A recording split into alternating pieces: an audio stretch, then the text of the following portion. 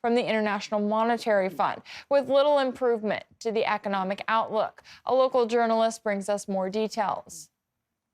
Leaders of the sub-regional Central Africa Economic and Monetary Community, known by its French acronym as CEMAC, met in Cameroon's capital, Yaoundé, and deliberated ways of strengthening its currency, the Franc CFA.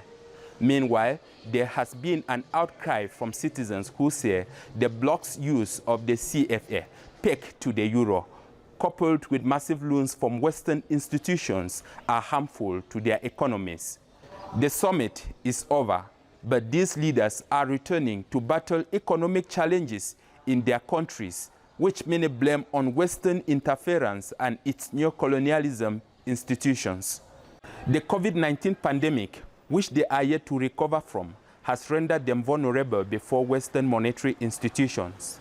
However, the citizens of these nations are decrying the iron grip of the West on CEMAC economies through the continuing dulling of loans aims at maintaining Western imperialism. You talk about imperialism. This is how to force the CEMAC countries to stay glued to the machinery of the French Republic.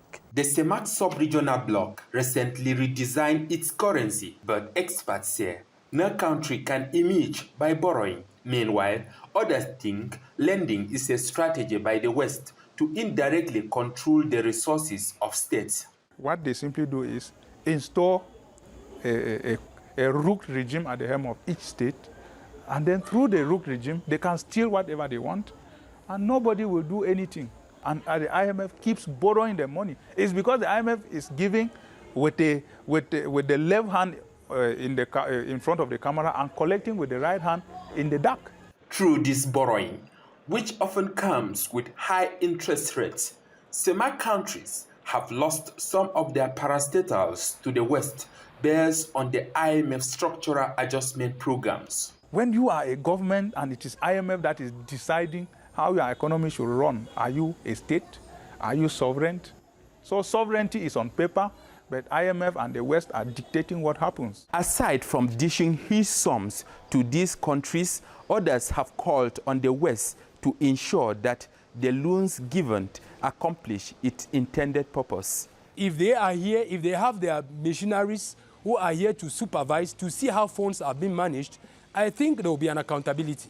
Concerns of the IMF stifling these economies through loans have been ongoing for years, irrespective of whether the loans missions are accomplished or not. The future of young Cameroonians is mortgaged. In fact, we do not know how that money is going to be paid. The future is mortgaged because nonagenarians and octogenarians have to be fed now. Whatever happens to the youthful population is not their business.